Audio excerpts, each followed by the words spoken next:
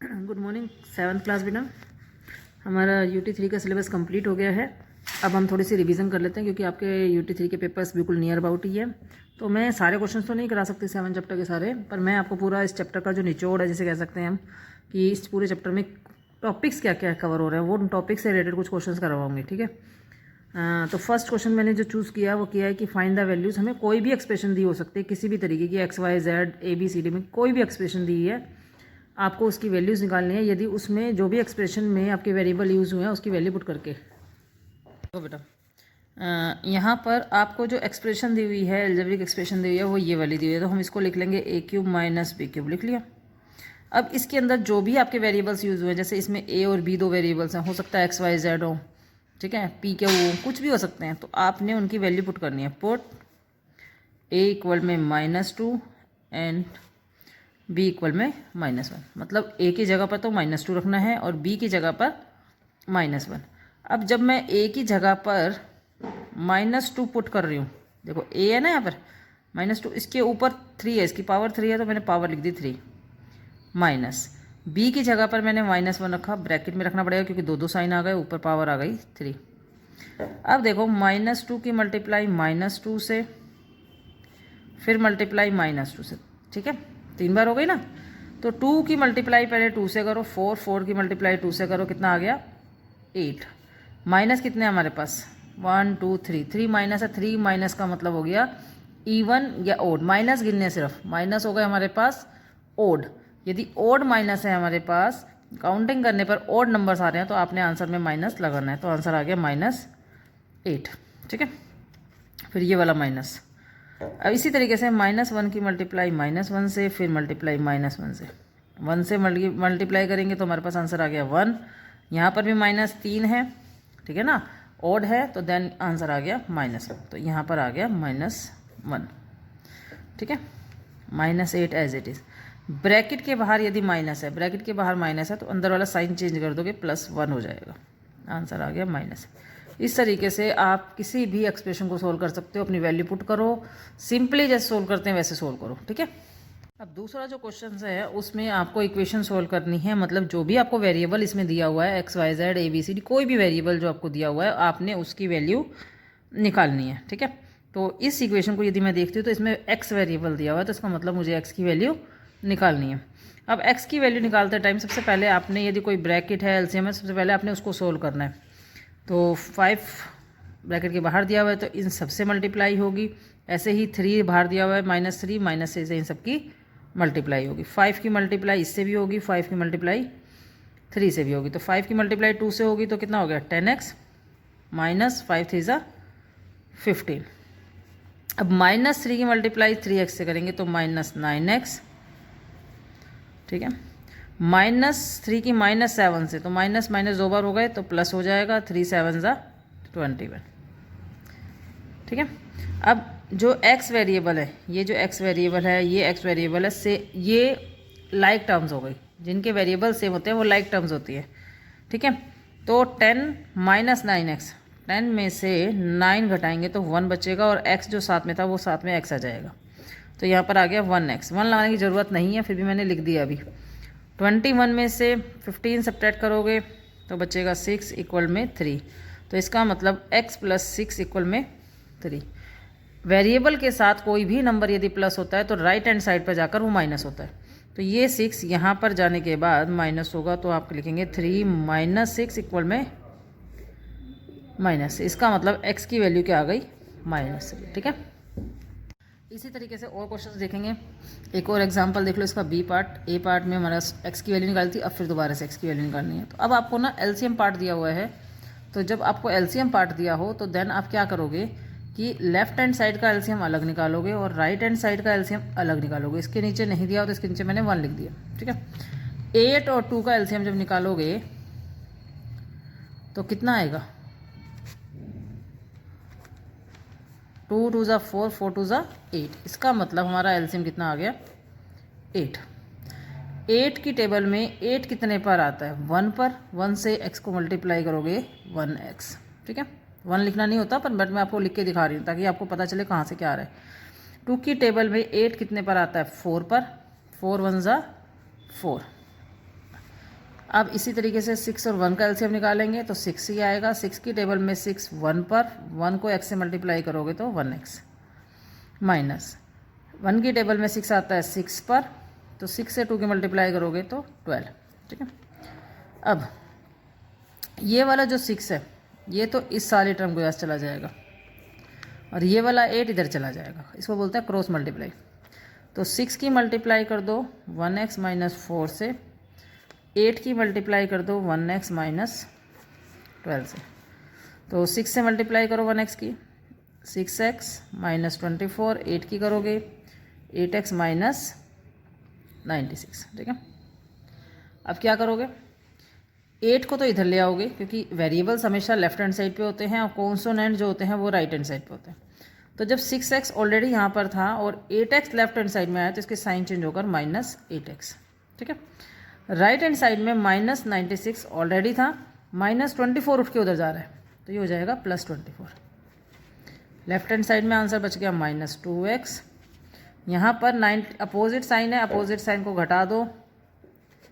ठीक है, 72, तो इसका मतलब बच गया माइनस 72। माइनस से माइनस कट गया तो x की वैल्यू कितनी हो गई, डिवाइड करके 36। ठीक है, अब जो थर्ड पैटर्न है उसमें आपको कोई भी वेरिएबल्स की वैल्यू दी हुई है। जैसे मान लो ये इक्वेशन जो है वो x में है तो x की ही वैल्यू उसने ऑलरेडी निकाल कर दी हुई है और उसने पूछा है कि क्या ये इसका सोल्यूशन है, मतलब जो इसका यदि हम आंसर निकालें तो क्या 5 ही आएगा। तो आपको ऑलरेडी यदि आंसर दिया है तो आप वो आंसर लेफ्ट हैंड साइड में पुट करेंगे। ठीक है, तो आप यहाँ लिखेंगे put s equal to 5 in left hand side. ठीक है ना, जो आपकी लेफ्ट हैंड साइड है उसमें पुट करेंगे। तो आपके पास लेफ्ट हैंड साइड क्या है 5x माइनस 12, तो x के साथ 5 की मल्टीप्लाई करेंगे, x के साथ 5 ऑलरेडी था, x की मल्टीप्लाई करेंगे 5 के साथ तो वो भी 5 है, तो x की मल्टीप्लाई कर दी 5 के साथ माइनस 12। 25 माइनस 12 मतलब 13 आंसर आ रहा है, जो इक्वल नहीं है राइट हैंड साइड के। राइट हैंड साइड का आंसर ये नहीं था ना हमारा, राइट हैंड साइड का आंसर था 25, तो इसका मतलब ये इसका सॉल्यूशन नहीं है। सो x इक्वल में 5 is not a solution of 5x minus 12 equal में 25। ठीक है, कुछ स्टेटमेंट्स हम देख लेते हैं। आपको कुछ स्टेटमेंट दी हुई है, a number when added to its 2/3, यदि किसी नंबर में उसी का, इट्स का मतलब उसी का 2/3 जोड़ दिया जाए तो आंसर 65 आएगा। हमें नंबर ही नहीं मालूम पहले तो हम लिखेंगे लेट अ नंबर इक्वल में x। ठीक है, फिर लिखेंगे अकॉर्डिंग टू क्वेश्चन, ये ऐसे ही लिखा जाता है। ठीक है, आप क्वेश्चन के अकॉर्डिंग हम कुछ लिखना चाह रहे हैं, हम स्टेटमेंट नहीं लिखेंगे, हम उसके अकॉर्डिंगली हम क्वेश्चन करेंगे। तो हम क्या करेंगे, हम लिखेंगे 80 क्यों, उसने क्या कहा है x में ही जोड़ना है, x में ऐड करना है ना, व्हेन एडिड x में ही जोड़ना है, मगर इसका 2/3, इट्स 2/3, इस नंबर का 2/3, इस नंबर का 2/3 x में ही जोड़ना है, तो आंसर आएगा 65। टेक एलसीएम मैंने अभी आपको बताया था, तो 3 एलसीएम ले लिया, तो 1 की टेबल में 3 आता है, 3 पर 3x आ गया, ये एज इट इज़ क्योंकि एलसीएम सेम है, इक्वल में 65। क्रॉस मल्टीप्लाई कर दो, क्रॉस मल्टीप्लाई कर दो, 1 की मल्टीप्लाई करोगे तो ये एज इट इज़ आ जाएगा, 3 से इसकी मल्टीप्लाई करोगे। ठीक है ना, 3 5 ज़ा 15, 3 6 ज़ा 18 और 195 आ गया, 5x की वैल्यू आ गई 195। ठीक है, तो x की वैल्यू क्या आ जाएगी, 195 को 5 से डिवाइड कर दो। ठीक है ना, 5 3 ज़ा 15, 5 9 ज़ा 45। इसका मतलब हमारा जो नंबर है वो क्या आ गया 39। ठीक है, अब हमारा जो अगला क्वेश्चन है तो उसमें हम एक रेक्टेंगल की बात कर रहे हैं। तो उसमें कहा है इसने लेंथ ऑफ ए रेक्टेंगल, एक रेक्टेंगल की जो लेंथ है इज़ 2 सेंटीमीटर मोर, वो 2 सेंटीमीटर ज़्यादा है इट्स ब्रेथ, उसकी ब्रेथ से। तो ब्रेथ जितनी भी होगी उससे 2 सेंटीमीटर लेंथ ज़्यादा होगी। पैरामीटर दिया हुआ है 144 सेंटीमीटर, लेंथ और ब्रेथ निकालनी है। तो सबसे पहले तो हमारे को यदि ब्रेथ मालूम हो,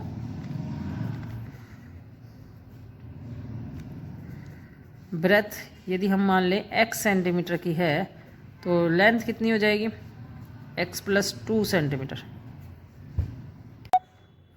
ब्रेथ पता चल गई, लेंथ पता चल गई, तो अब हम पैरामीटर देखते हैं। अब अकॉर्डिंग टू क्वेश्चन की बात करें तो यदि हम इसके हिसाब से पैरामीटर निकालें तो क्या फार्मूला होता है, 2 × L + B। हमारे पास जो आंसर आना चाहिए 144 आना चाहिए। क्वेश्चन ने कहा है ना कि पैरामीटर जो है 144 है, तो यहाँ पर L कितना है हमारे पास, x + 2, और ब्रेथ कितना है, x।